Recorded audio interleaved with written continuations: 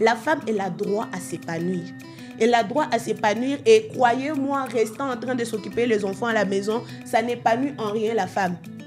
C'est une sorte d'esclavagisme, permettez le mot. Autrefois, la femme, elle était considérée comme un objet. De fois, mon mari, il reste aussi avec les enfants parce qu'il sait que ma femme doit se rendre quelque part. Il n'y a pas de genre, quand il s'agit de réfléchir, on ne voit pas homme, on ne voit pas femme. D'ailleurs, si on doit aller dans le fond de réflexion, vous allez vous rendre compte que la plupart de femmes réfléchissent mieux que les hommes. Je ne prône pas l'égalité de genre dans le sens où les femmes doivent commencer à manquer du respect à leur mari. Aujourd'hui, ça ne fonctionne plus comme ça.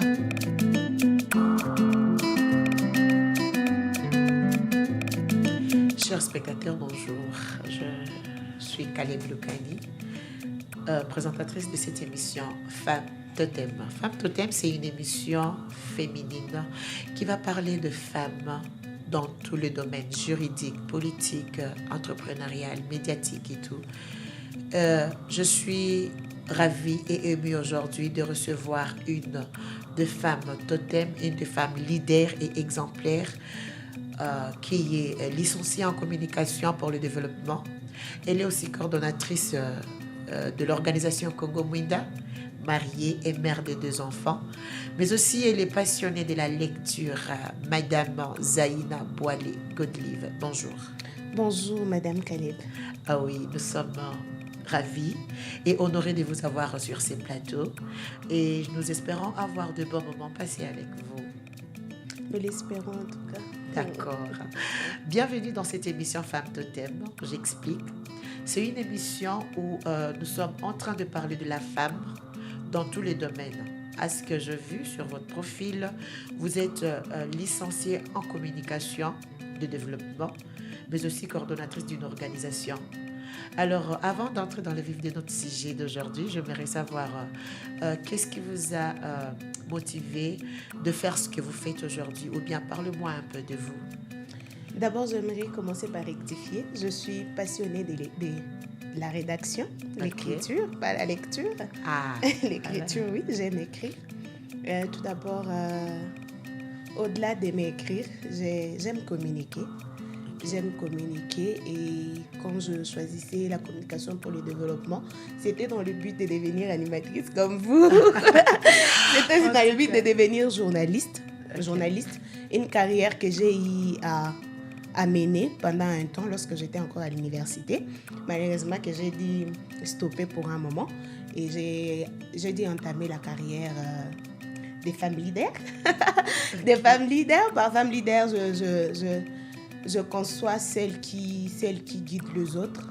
Je conçois celles qui se décident de marcher, d'être à la première ligne pour élever le niveau des autres. Ce qui m'a beaucoup plus motivée, c'est que je constatais que la femme n'évoluait pas, du genre dans mon entourage. La femme n'évoluait pas du tout. Il y a toujours eu de nouveautés, mais tu vas voir la femme toujours devant la mode.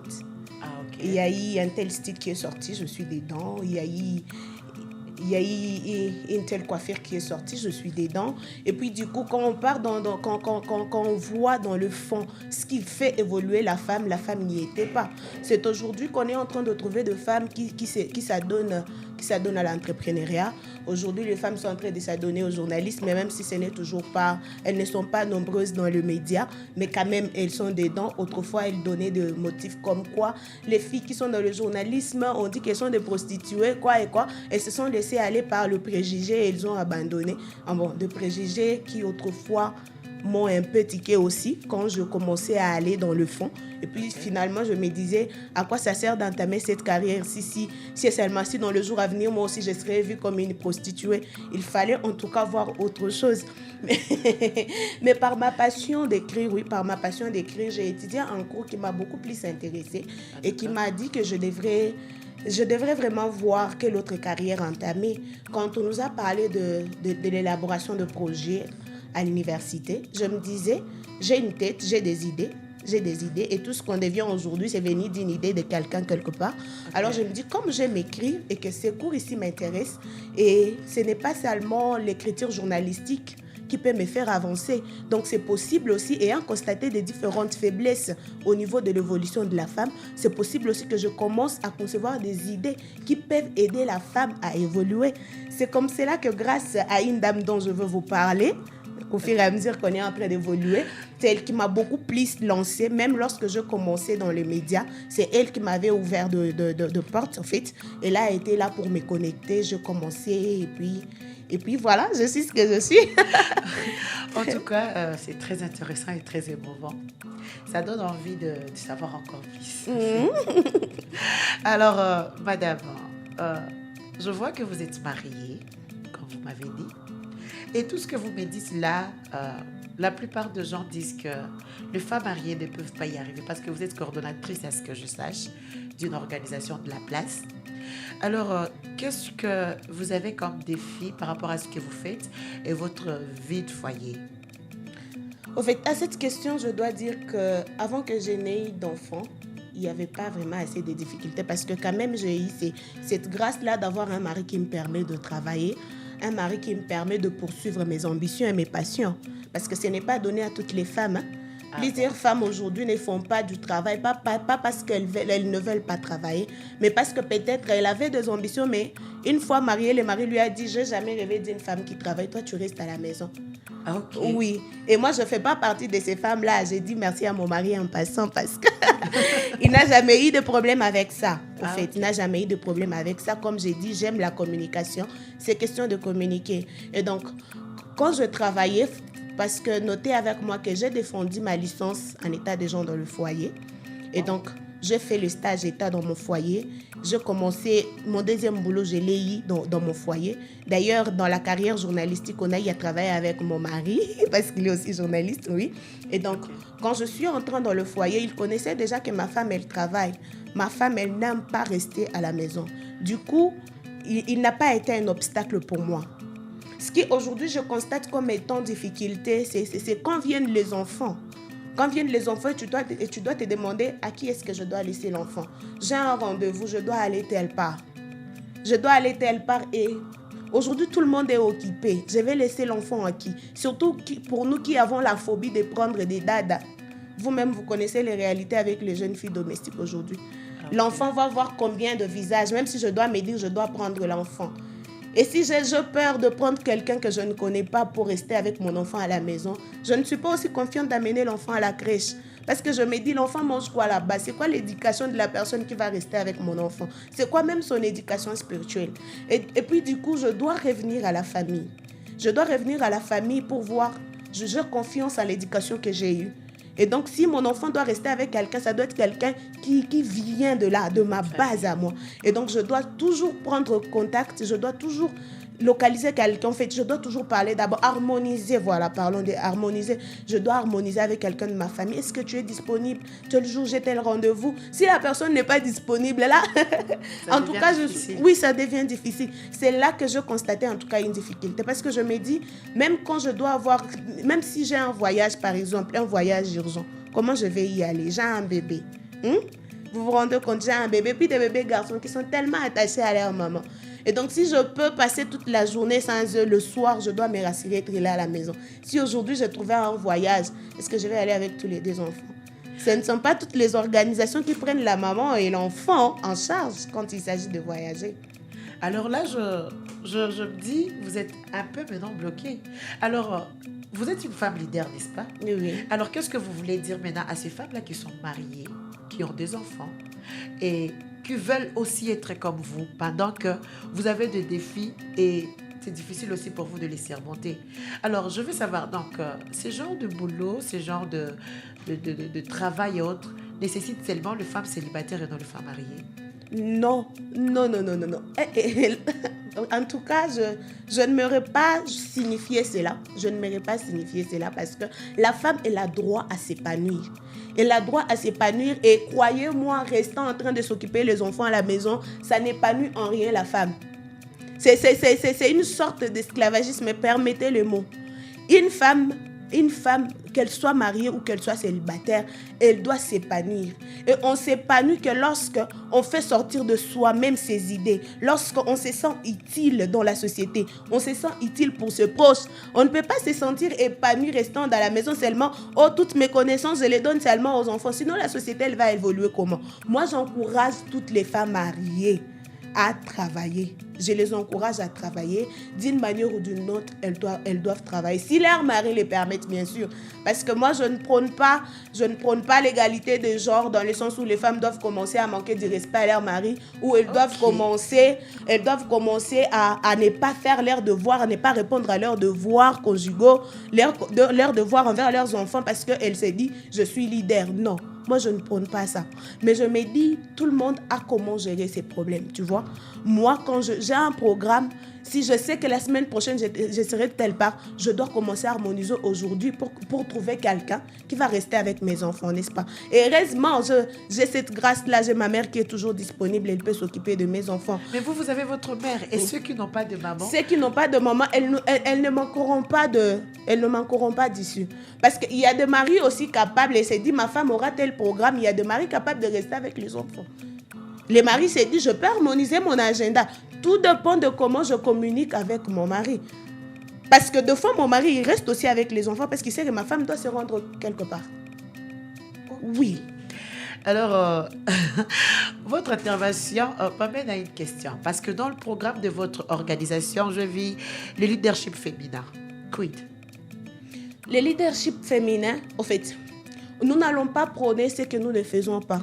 N'est-ce pas? Nous n'allons pas prôner ce que nous ne faisons pas. Dans le cadre du leadership féminin, aujourd'hui, nous nous occupons de jeunes filles. Pourquoi? Parce que ce n'est pas lorsqu'elles seront dans les mariages qu'on va venir à leur apprendre qu'une femme, elle se comporte comme ça. Une femme, même par sa façon de parler, par sa façon de faire, elle peut diriger les autres. Oh, une femme doit faire, une femme doit faire. Non. Voilà pourquoi nous nous occupons de jeunes filles. Pourquoi? Nous les préparons à demain, n'est-ce pas? Aujourd'hui. Okay. Nous les occupons aujourd'hui. Qu'elle soit adolescente, elle doit déjà grandir en connaissant que l'avenir de la société, c'est sur mes épaules. L'avenir de mes enfants, c'est sur mes épaules. Si aujourd'hui, je n'apprends pas à mieux faire, demain, je risquerai de faire honte à toute une nation. Demain, je ne saurais pas être fière de mes propres enfants. C'est pour cela, aujourd'hui, nous apprenons aux jeunes filles, adolescentes de leur état, nous les apprenons à être de femmes. Comment nous les apprenons à être de femmes? Nous les apprenons les bonnes valeurs d'une femme leader. Vous comprenez? Une femme leader connaissant qu'elle est celle qui dirige, qu'elle est celle qui oriente, n'est-ce pas? Elle est celle qui dirige, elle est celle qui oriente, elle est celle qui donne des idées, elle est celle, au fait, comment dire ça? Mais madame, nous sommes en Afrique. Est-ce que ce que vous faites là correspond aux cultures africaines? En fait, si on doit suivre la culture africaine en soi, je ne vois pas, en fait, si on doit voir la culture africaine, au fait, aujourd'hui, est-ce qu'aujourd'hui, il faudrait suivre la culture africaine ou il faudrait voilà, parce que vous savez, nos mamans disent que nous sommes en train de bafouer notre culture. Nous sommes en train de détruire notre culture. À leur époque, elle n'était pas ainsi. À leur époque, elle n'était pas comme ça. Alors, quand je vois votre speech, vous amenez la femme, je ne sais pas, à être... Donc, je veux d'abord savoir, est-ce que vraiment ce que vous plantez dans les filles, dans les jeunes filles, est-ce que ça va avec la culture africaine? Ou bien vous voulez tout englober au même moment?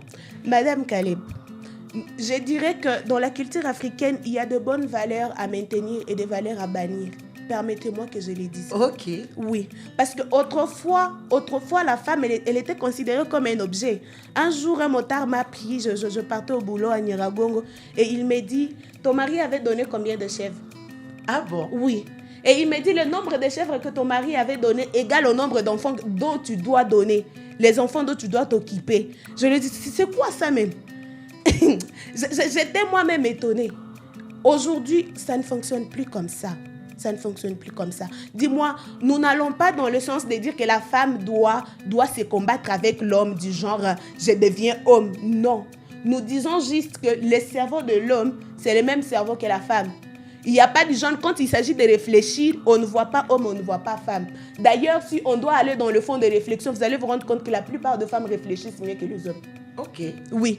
Alors, il y a des hommes qui vont nous voir. Hein? La lutte. Oui, la lutte elle est celle. Et elle n'est pas celle de chercher à ce que la femme domine sur l'homme. Mais la lead, elle est celle d'élever le niveau de la femme, de montrer à la femme qu'elle a le même cerveau, qu'elle peut aussi faire quelque chose. N'est-ce pas? Autrefois, nos mamans n'étaient pas considérées, s'il vous plaît, pardon. Attends toi-même. Attends toi-même, nos mamans n'étaient pas considérées. Imaginez-vous, je suis née, je grandis, et puis je sais que Kaziango, non, mon travail, c'est seulement les études. Après les études, je dois aller dans le foyer. Elle ne se plaignait pas. Elle ne se plaignait pas. Il faut voir, les mamans sont frustrées. As-tu un jour eu le temps de t'asseoir avec une maman de l'ancienne époque? Ce sont maintenant elles qui nous disent que la jeunesse d'aujourd'hui est en train de bafouer la culture. Il faut voir dans la culture si elles font exactement allusion à quoi. Il faut voir. Parce que moi, personnellement, j'encourage les mamans d'autrefois parce qu'elles étaient soumises. Elles pouvaient facilement supporter certaines erreurs. Aujourd'hui, nous faisons face à plusieurs divorces parce que nous, de la nouvelle génération, on n'est pas capable de supporter les choses que nos mamans supportaient. Du coup, peut-être qu'il y était aussi de bonnes choses. Aujourd'hui, les enfants sont en train de grandir ayant de mal. Aujourd'hui, on a de traumas un peu partout là parce que nous, de la nouvelle génération, ne connaissons pas pardonner. Mon mari a fait ça, je dois divorcer. Ma femme a fait ça, je dois divorcer. Sur ces points-là, j'encourage les mamans parce que si nous sommes ce que nous sommes, c'est parce qu'autrefois, elles ne se sont pas figées sur les erreurs de leur mari pour divorcer. Elles sont restées là pour nous. Elles sont restées là dans leur foyer pour nous. Ce que nous, aujourd'hui, nous avons des difficultés à faire, n'est-ce pas? Je n'encourage pas les hommes qui battent leurs femmes, non. Loin de là. En tout cas. Loin de là. Oui, ok. Alors, dans tout ce que vous êtes en train de dire là, il y a des femmes qui se disent que peut-être je peux pas y arriver, je n'ai pas cette capacité-là. Alors, madame, qu'en est-il de la santé psychologique de la femme? Dans le genre, l'estime, la confiance en soi, la réalité féminine et tout. C'est là même que je reviens encore, je dis qu'aujourd'hui, nous avons beaucoup de traumas.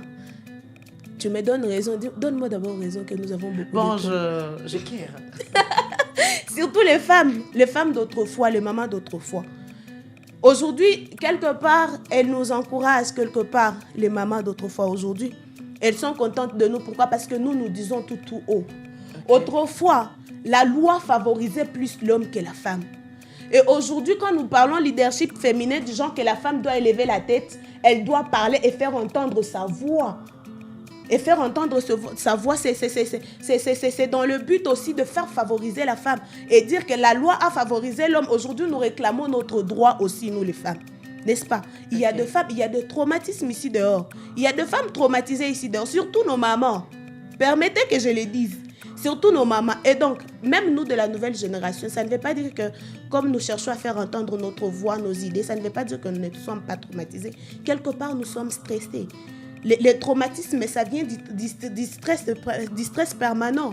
Quelque part, nous aussi, nous sommes stressés parce qu'on a beaucoup de choses à gérer. Mais la chance avec nous, c'est qu'il y a aussi des cabinets thérapeutiques. Voilà, intéressant. Alors, oui. Alors, pour chiter, madame, j'aimerais maintenant savoir le rôle maintenant de la femme. Nous sommes en train de chiter, mais dans tout ce que vous êtes en train de dire là, quel est maintenant le rôle de la femme? Parce que vous dites que l'homme était mis en avant. Alors, pour que la femme arrive, quel sera maintenant son rôle dans la politique, dans le droit, dans le média, entrepreneuriat, société civile, mais aussi le foyer?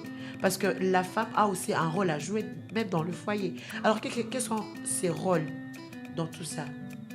Tout d'abord, s'agissant de la femme, il est question d'abord de prise de conscience. C'est de là que tout part. C'est de là que tout part, la prise de conscience. Je dois prendre conscience, je dois savoir qui suis-je. Qu'est-ce que je vais devenir demain? Qu'est-ce que je vais devenir demain? Quelle est ma part dans la société?